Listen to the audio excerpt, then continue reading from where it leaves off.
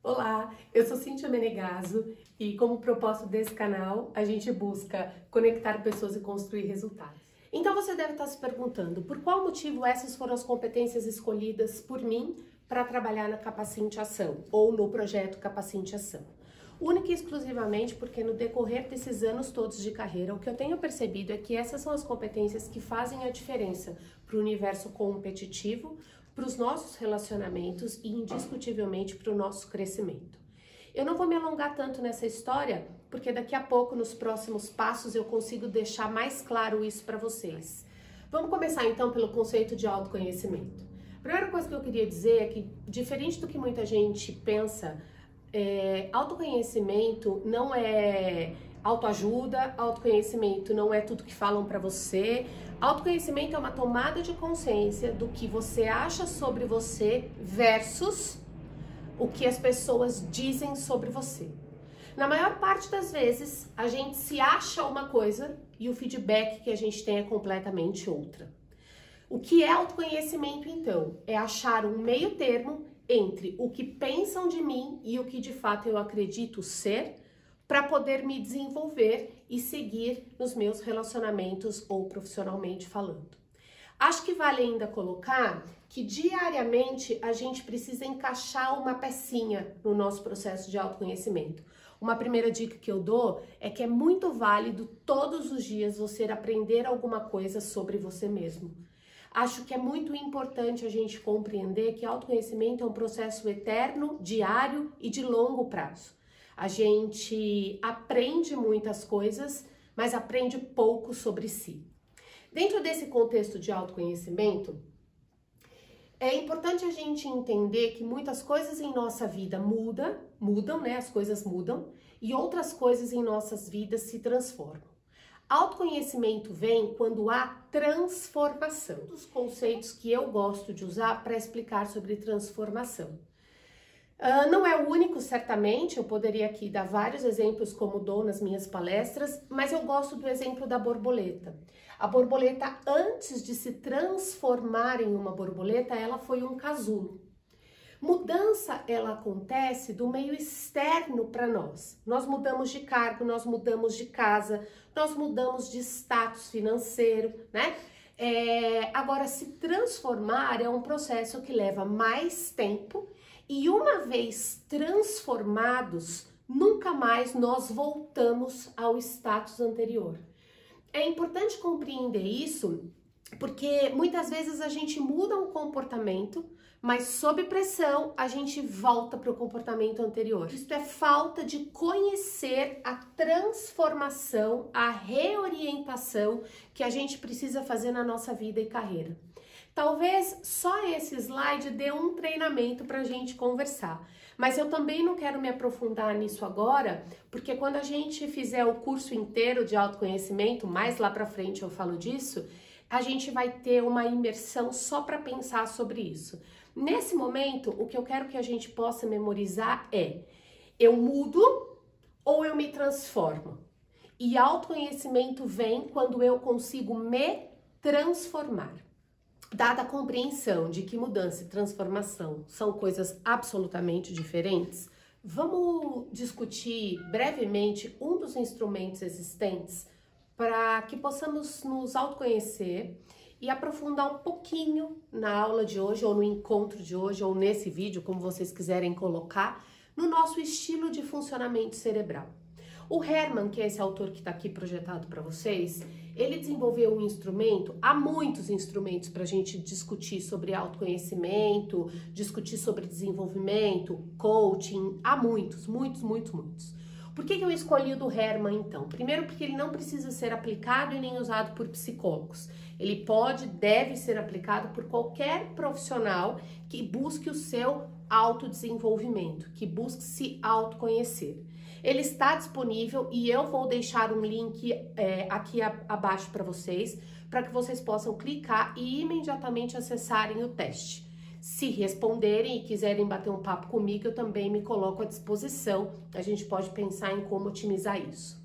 O Herman, então, era um engenheiro da GE na década de 70 e descobriu que ele tinha um custo gigantesco entre pessoas e suas respectivas competências.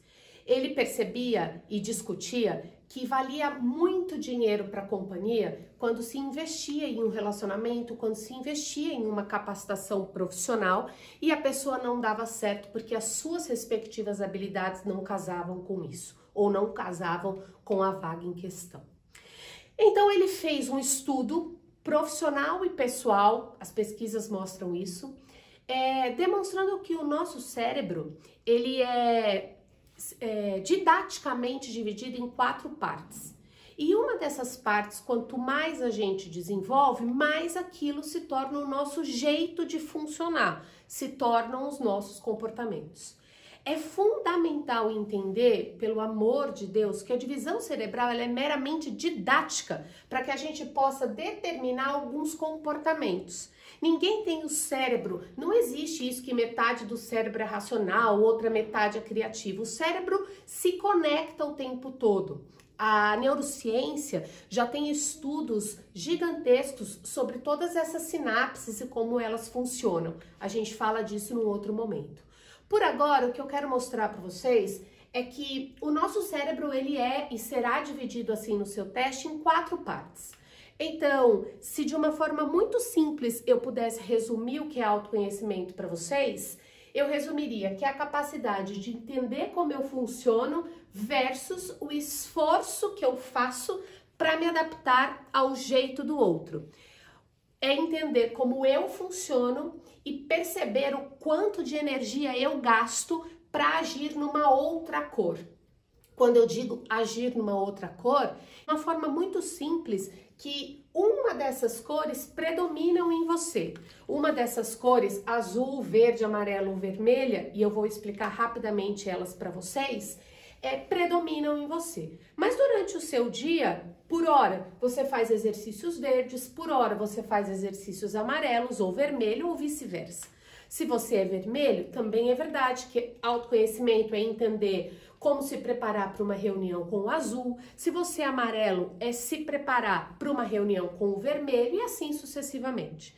Aqui, uma das frases que eu gosto sempre de repetir: trabalhar ou viver com quem é igual a gente não nos desenvolve. O que nos desenvolve é trabalhar e viver com o diferente. Agora, o diferente nos causa desgaste, nos causa gasto de energia psíquica e emocional. E isso é autoconhecimento, é eu entender, é eu ter consciência do quanto eu gasto ao me relacionar com o outro, do quanto eu preciso gastar de energia e de preparo para uma reunião, para uma festa em família, para um relacionamento com alguém que é diferente de mim. Então, para fechar e deixá-los curiosos a fazer o teste, vamos falar um pouquinho do azul. O azul é aquele cara mais racional, é aquela pessoa, é aquele profissional, é aquele ser de luz, como eu costumo brincar, que gosta das coisas preto no branco. São pessoas que prezam pelos números, são pessoas que gostam de resultado. Então, elas vão sempre cobrar o 10 do filho, vão sempre exigir os melhores resultados, os melhores índices e assim sucessivamente. Esse é o único jeito de uma pessoa funcionar? Não. Tem alguém que pode ser verde e essa pessoa é a perfeccionista, é aquela voltada a uma riqueza de detalhes, é aquela pessoa que tem uma certa dificuldade de ampliar o pensamento porque ela fica presa a um detalhe. Essas duas formas é o único estilo de comportamento que a gente tem? Não, a gente tem ainda um terceiro e um quarto. O terceiro são os amarelos, normalmente são os músicos, os artistas, os mais emotivos, as pessoas que estão mais preocupadas com a socialização. E por último, a gente tem o estilo vermelho. São pessoas de comunicação, são pessoas que gostam da experiência, são pessoas que gostam de festa, contatos e assim por diante. Cíntia, qual é o melhor tipo? Todos, depende da situação. Então, autoconhecimento, para resumir, é entender como eu funciono respondendo ao teste, é compreender o meu estilo e saber qual é o gasto de energia que eu vou ter quando me relacionar com um filho que tem uma cor diferente, com um chefe que tem uma cor diferente, com um amigo, um parceiro ou até mesmo com uma empresa que tenha um funcionamento de cor diferentes. Nas nossas entregas, a gente faz um diagnóstico não só do indivíduo, mas também da organização. Mas isso não vem ao caso aqui agora. Eu fecho esse meu primeiro encontro desejando carinhosamente que você faça um exercício para se conhecer, que você busque compreender que essa divisão ela é meramente simbólica, para que a gente possa se encontrar num próximo encontro e já discutir qual dessas cores podem ser mais ou menos flexíveis às mudanças. Qual dessas cores devem estar sofrendo mais mediante as mudanças que toda essa tecnologia, que a Covid, que o Corona tem dado a nós ou tem oferecido. Qual é dessas cores o estilo mais flexível? Fica a minha pergunta e uma primeira dica ou uma primeira pitada para que a gente possa se encontrar na semana que vem. Por enquanto, vocês me encontram em todos esses canais. Peço carinhosamente que curtam o like e que me sigam e que distribuam conhecimento por aí. Muito, muito, muito obrigada e eu espero que você aproveite tudo isso. Namastê!